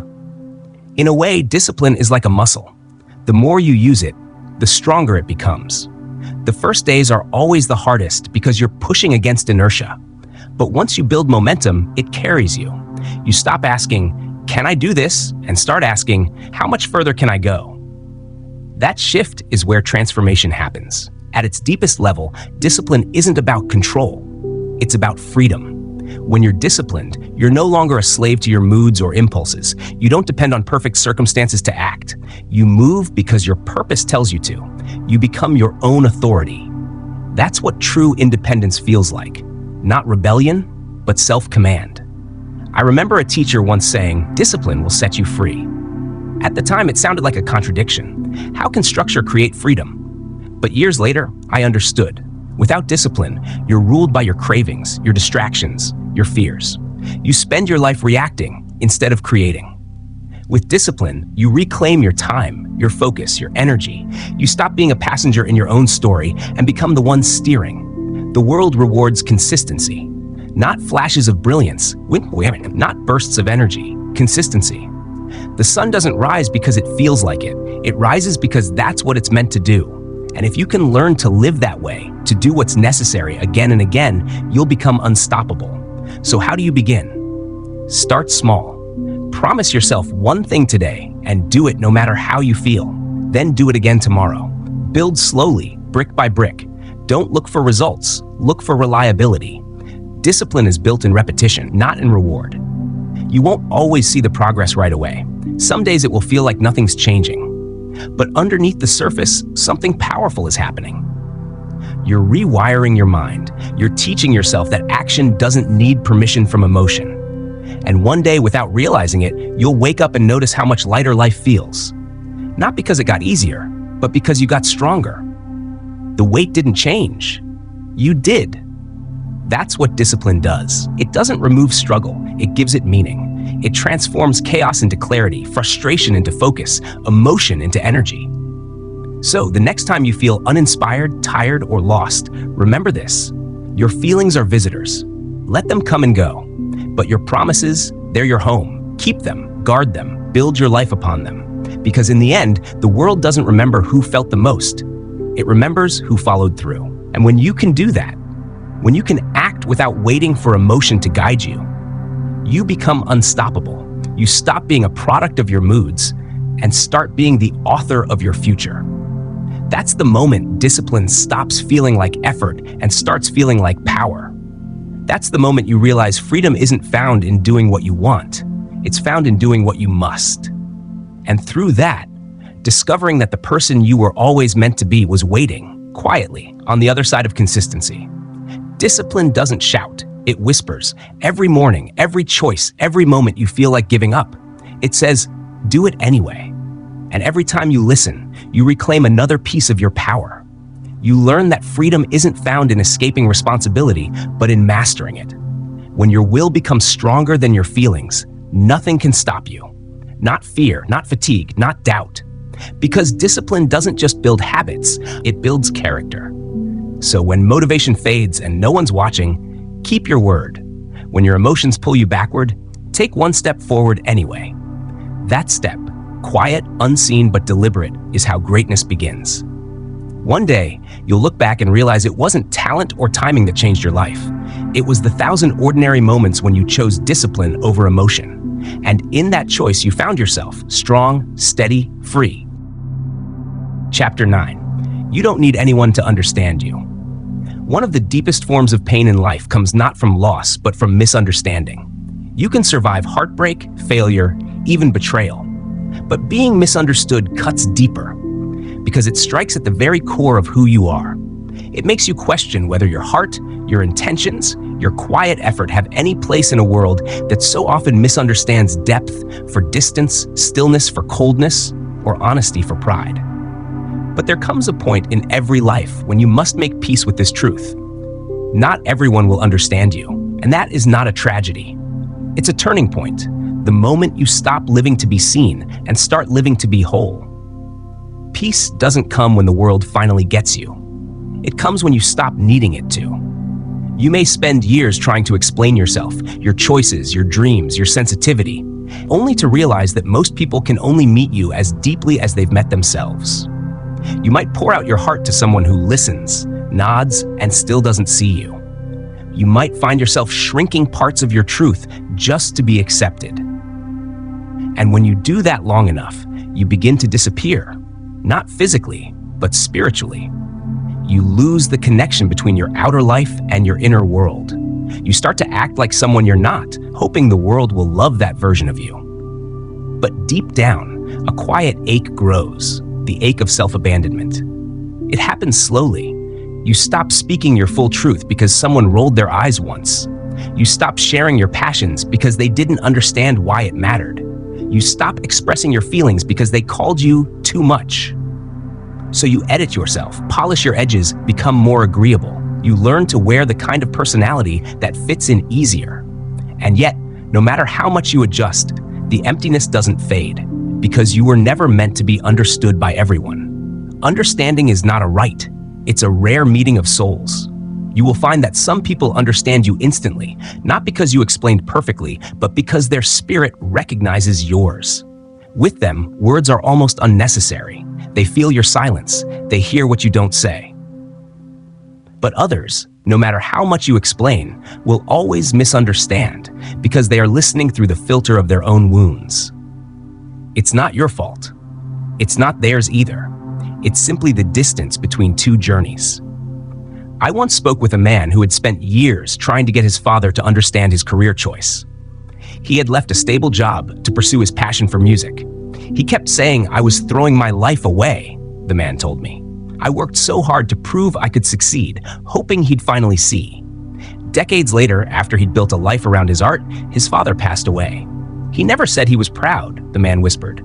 For a long time, that haunted me.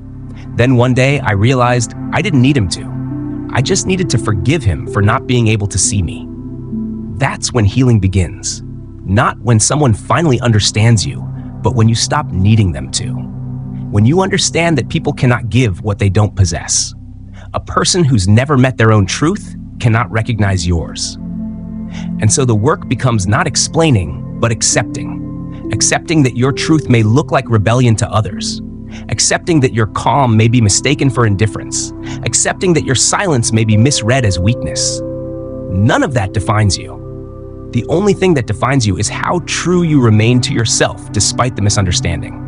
Carl Jung once wrote that loneliness does not come from having no people around you, but from being unable to communicate the things that matter most. That's what it means to be unseen, to stand among many, and still feel alone. But he also taught that individuation, the process of becoming yourself, requires that loneliness. You have to separate from the collective noise long enough to hear your own voice. You will notice that as you grow, the circle around you may grow quieter. People who once celebrated you might fade away. Conversations that once felt full might start to feel shallow. It can feel like you're drifting into isolation, but what's really happening is refinement. You are no longer seeking belonging through similarity. You are seeking peace through authenticity. And that kind of peace can't be given. It must be discovered. Think about how many arguments, disappointments, and heartbreaks are rooted not in malice, but in misunderstanding. Two people trying to love, but speaking different languages of emotion. A parent who mistakes your independence for disrespect. A friend who interprets your silence as rejection. A partner who confuses your vulnerability for weakness. You try to explain yourself over and over, until exhaustion replaces hope. But one day, something shifts. You realize that peace isn't found in explaining yourself louder. It's found in accepting that not everyone has the ears to hear you. When that day comes, you'll feel an unfamiliar lightness, the kind that comes when you stop fighting to be understood and start trusting your own understanding. It's not arrogance, it's clarity. It's knowing that your truth doesn't need to be validated to be real. You can walk your path even when no one else sees where it leads. You can choose kindness even when others mistake it for weakness. You can pursue your purpose even when others call it foolish. Because you're no longer walking for them, you're walking for yourself.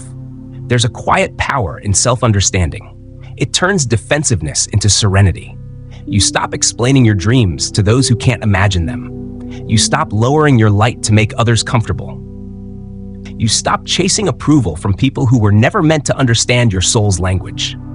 I once met a young woman who said, "Every time I tell people what I want to do with my life, they laugh. They tell me it's unrealistic." She had grown afraid to speak her dreams aloud. Then one day, she said, "I realized I don't need to convince anyone. I just need to start." She started small, quietly working on her craft, building her confidence in solitude.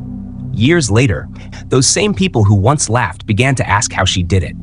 She smiled and said, "I stopped waiting to be understood and started building." That's the shift. You stop seeking sympathy and start seeking strength. You realize that understanding from others is a gift, not a guarantee. And strangely, when you stop demanding it, you begin to attract it naturally. The right people, those who are also learning to live from truth, will find you. You won't have to explain much. They'll recognize your quiet resilience, your calm confidence, and they'll understand without words. But even if no one does, even if your path remains unseen, you'll still have peace. Because the one who truly understands you will always be with you, yourself. When you finally learn to sit with yourself, to listen without judgment, to comfort your own confusion instead of trying to justify it, you realize how little you actually need. The noise fades. The pressure dissolves. You begin to experience a softer kind of living, one that doesn't require constant validation to feel meaningful. Understanding yourself means being able to say, "Yes, I feel misunderstood, but I know my heart." It's being able to rest in that sentence. That's maturity. That's freedom. Think of a lighthouse standing alone at the edge of the sea. It doesn't call out to the ships, begging to be understood. It simply shines, steady, consistent, whether the ships acknowledge it or not. Its purpose isn't to be admired, it's to guide. The same is true for you. Your role is not to convince others of your light, but to keep it shining, especially when no one seems to see it. When you stop trying to be understood, something incredible happens. Your energy returns to you. The time and emotion you once spent explaining yourself become the fuel you use to create, to grow, to live. You become lighter, calmer, more focused, and the world, though it may still misunderstand you, begins to respond differently. Not because it changed, but because you did. The ones who truly belong in your life will stay, not because they fully understand you, but because they respect your truth even when they don't. They'll feel your sincerity and know it's real. They won't need translation. And the others, those who can't or won't see you, will drift away. Let them. Not everyone is meant to walk beside you through every stage of your becoming. Some were only meant to witness the earlier chapters. Release them with grace. Understanding doesn't need to end in resentment. It can end in peace. Self-understanding is not loneliness. It's returning home. It's realizing that all the meaning you were chasing through other people's approval was always waiting inside you. When you accept yourself, the misunderstanding of others no longer feels like rejection. It feels like redirection. The world doesn't need to understand your every move to respect it. You just need to live so honestly that even in silence, your life speaks for itself. So if today you feel unseen, misread, or misunderstood, let that be your reminder. Your journey is not meant to be translated for everyone. It's meant to be lived. Some will understand in time, some never will, and both are okay. Your peace does not depend on their comprehension, because when you finally stop chasing understanding, you begin to experience the quiet miracle of self-acceptance. And that is where peace lives, not in the eyes that see you, but in the heart that finally sees itself. Peace doesn't arrive when everyone finally understands you. It arrives when you no longer need them to. The moment you stop chasing explanation and start standing in quiet self-acceptance, the noise of the world fades and your soul exhales for the first time in years. You begin to see that misunderstanding was never rejection. It was protection, guiding you back to yourself. Not everyone will meet you at your depth, and that's not your burden to carry. Your only task is to keep living in alignment with what's true for you, to keep shining without apology, to keep walking without the need for applause or agreement. And one day, in that stillness, you'll realize the most freeing truth of all. You never needed the world to understand you, only to be at peace with the one who always did. Chapter 10. Walk in your own light. Every search must end in the same place, within yourself. You can travel through success and failure, through noise and silence, through love and loss, but eventually every road brings you here, to the quiet realization that everything you were chasing was never outside you. Strength, peace, love, belonging. They were all waiting, patient and untouched, behind the walls you built to survive. The world tells you to keep reaching outward, but at the end of the journey, you learn that arrival doesn't mean finding something new. It means coming home. And yet, this homecoming is not soft at first. It doesn't come wrapped in comfort. It begins with a silence so deep that it unnerves you. After years of being defined by how others saw you, what they said, how they reacted, you now stand in a kind of stillness that asks for nothing but truth. You begin to realize how much of your life has been built around reflection, how your mood depended on others' approval, how your confidence rose and fell with their praise, how your sense of direction leaned on their validation. Standing without that is disorienting at first. It feels like losing gravity. But this is where real steadiness begins, not in being held by the world, but in learning to stand in your own light. For years, you were taught to look for light elsewhere. You followed teachers, mentors, lovers, friends, anyone who seemed to shine. You believed that if you stayed close enough to their glow, some of it would spill onto you. And for a while, it did. You borrowed their energy, their approval, their faith in you. But borrowed light always fades. When the distance grows or their attention shifts, you're left in the dark again. That's when you finally realize that no one can carry your light for you. The lamp must be lit from within. Walking in your own light doesn't mean rejecting others. It means not depending on them to see. It means understanding that people can walk beside you, but not for you. They can guide, but not guarantee.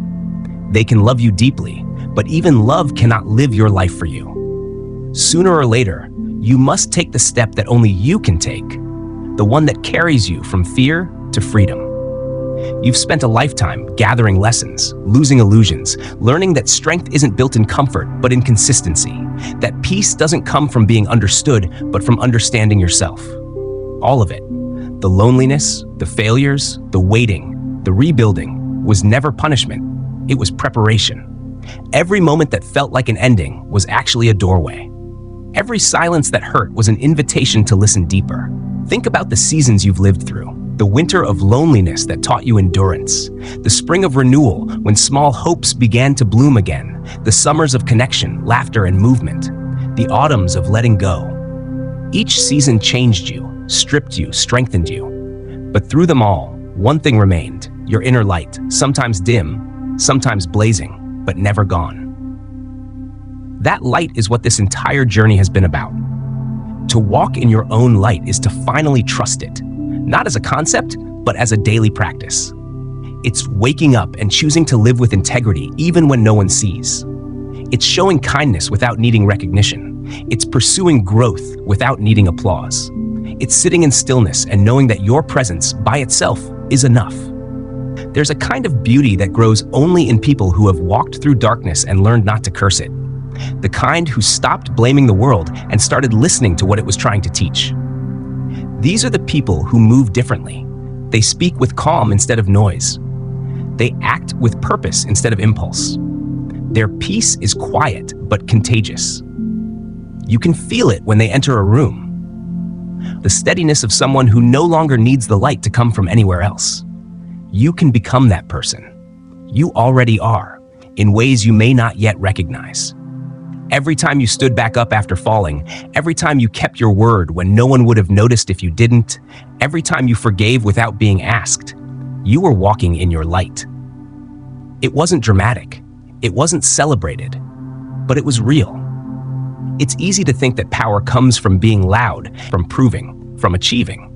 But the greatest power is quiet, the kind that doesn't demand to be seen. True strength doesn't need to announce itself. It simply is. When you learn to live that way, you stop chasing validation. You stop performing. You stop dimming your truth to fit in places that don't value it.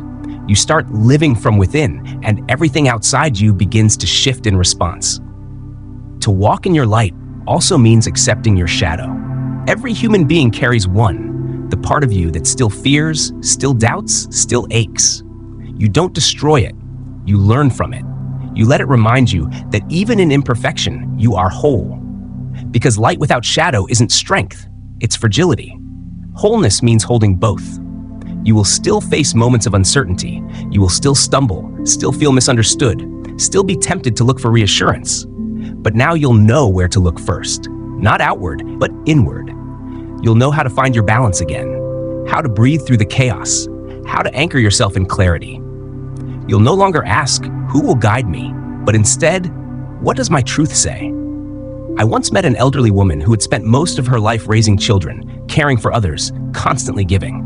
In her 70s, she began painting. Why now? I asked her. She smiled and said, because I finally stopped waiting for someone to give me permission.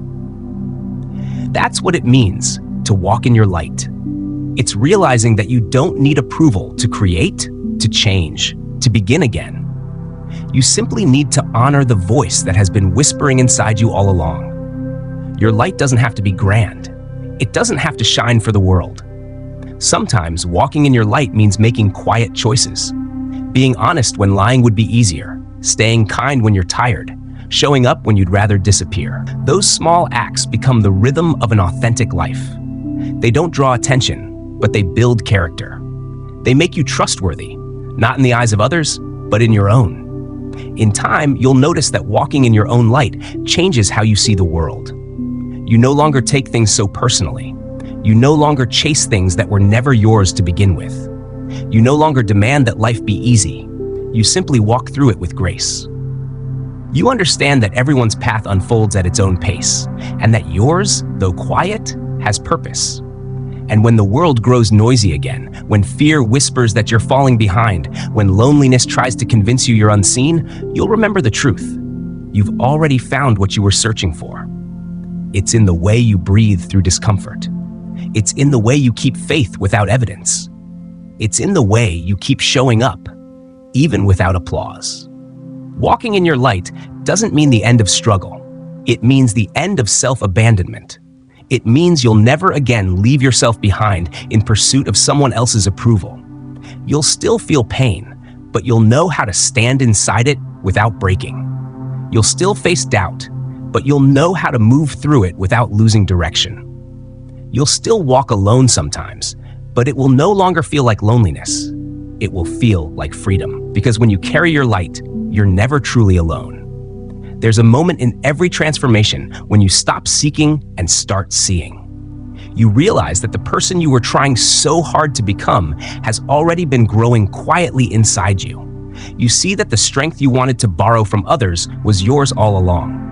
You see that the love you begged the world to return has always lived within your own heart. This is that moment. The moment when the searching ends and the living begins. So stand still for a moment. Breathe. Feel your own presence. Notice that you don't need anyone's permission to begin again, to shine, to speak, to live. You don't need the world's approval to feel worthy. You already are. Let the noise pass. Let the old fears fade. Let every misunderstanding fall away like dust. The only thing that matters now is this. You are here, awake, alive, and ready to walk. Walk steady. Walk honest. Walk quietly if you must, but walk in your own light. Because in the end, this was never a journey about becoming someone new. It was about remembering who you've always been. Strong enough to stand, wise enough to see, brave enough to begin. You've arrived at the place where strength turns into serenity, where effort turns into grace, where seeking turns into being. And as you take your next step forward, alone, but not lonely, Know that the light you carry will not only guide you, but quietly remind others that they too can find their way home. The journey doesn't end when you find your light. It begins when you trust it. Because the truth is, you were never meant to live waiting for someone else to guide you. The world may grow dark, voices may fade, and paths may blur, but your own light will never abandon you, unless you abandon it first. Hold it close. Guard it. Let it lead you quietly through the noise and into the life that was always meant to be yours. When you walk in your own light, you no longer seek direction, you become it. And in that still, unwavering glow, you'll understand what all of this was for. Not to make you invincible, but to make you real. Not to make you admired, but awake. So keep walking. Not faster, not louder, just truer. The night will part, the road will open, and you'll realize the light you carry was never small. It was only waiting for you to believe in it enough to shine. When a book ends, something inside you begins. The silence that follows isn't empty, it's charged. It's the space where understanding turns into choice, where awareness becomes direction. You've walked with how to get ahead even when no one is there for you. And by reaching this moment, you've already done something extraordinary. You've stayed. You've listened. You've endured every truth that most people run from. The truth that growth is lonely, that strength is earned in private, and that no one can save you but yourself. The world won't applaud this kind of strength. No one will hand you a medal for the days you showed up while breaking inside, or for the nights you rebuilt yourself from exhaustion. But make no mistake, that quiet resilience is the highest form of power. It's the power of someone who has stopped waiting to be rescued and started walking toward their own light. Maybe you didn't realize it until now, but through every word, through every silence between them, you've been writing a new chapter of your life, not on paper, but in spirit. You've been transforming from someone who seeks approval to someone who stands in truth, from someone who hesitated to someone who moves with intention. You've become the kind of person who doesn't need the world's permission to continue, only their own. And that right there is freedom. The kind of freedom that doesn't depend on applause or recognition, the kind that no one can give you and no one can take away. It lives in the choices you make when no one is watching, in the discipline to stay true when emotion fades, in the courage to rise again and again, even after the world goes silent.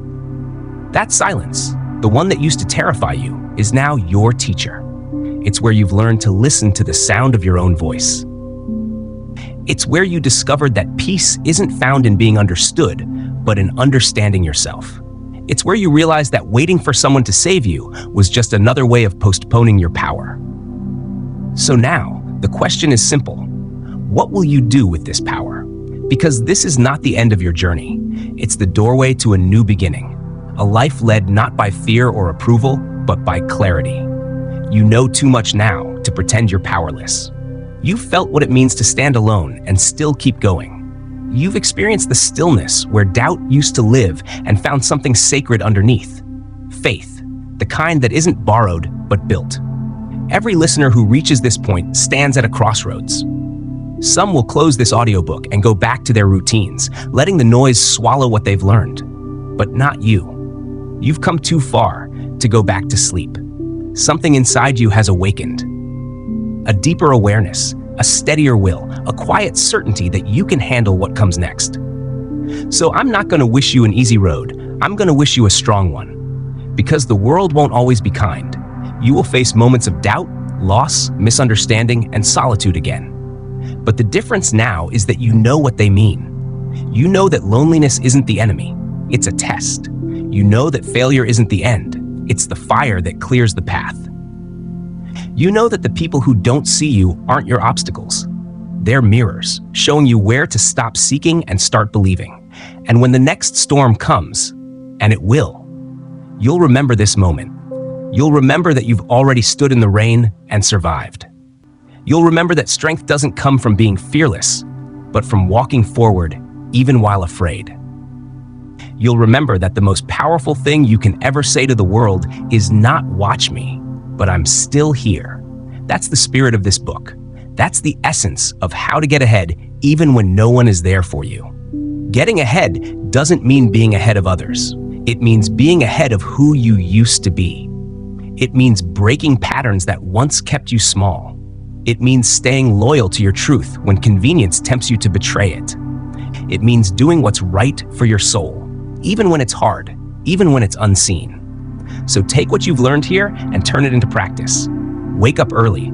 Keep your word. Sit with your emotions instead of escaping them. Work with consistency, not drama. Speak truth, even if your voice shakes. Build peace, even when chaos surrounds you. Because life doesn't reward those who shout the loudest, it rewards those who keep showing up. And if ever you feel lost again, if ever you start to doubt whether you can go on, remember this. No one has to understand your path. No one has to believe in your timing. No one even has to notice. You're not here to convince. You're here to create. You're here to live, to grow, to keep walking, to keep becoming. The light you've been chasing has always been within you. You carried it through every dark chapter, even when you didn't realize it. And now, it's time to let it lead. From Book Sounds Better You, I want to say this to you. Thank you. Thank you for listening, for feeling, for allowing these words to meet you where you are. Thank you for not giving up, even when it hurt. The world needs more people like you, people who dare to face themselves, who build without applause, who walk through silence and still shine. You are proof that quiet strength exists. So let this not be the closing of a book, but the opening of a life. Go forward and live with intention. Live with integrity. Let your days become a reflection of everything you've learned here, not by repeating the lessons, but by embodying them. You owe it to yourself to keep walking, even when no one stands beside you. Because now you know, you are never truly alone. Every time you rise, every time you keep going when it would be easier to stop, every time you trust the process even without evidence, that's the sound of your soul expanding. That's what it means to walk in your own light. So go on. Keep writing the story only you can write. Keep becoming the person no one believed you could be. Not for revenge, not for validation, but for truth, for peace, for yourself. And as you step into whatever comes next, may you move with calm conviction. May you act from strength, not reaction. May you trust the timing of your life and keep faith in the unseen. Because the world may not always see you, but it will always feel the presence of someone who lives with purpose. This is Book Sounds Better You, reminding you one last time, you already have everything you need to get ahead, even when no one is there for you. The light you carry is real. Don't dim it. Don't wait. Just walk. Steady, certain, and free.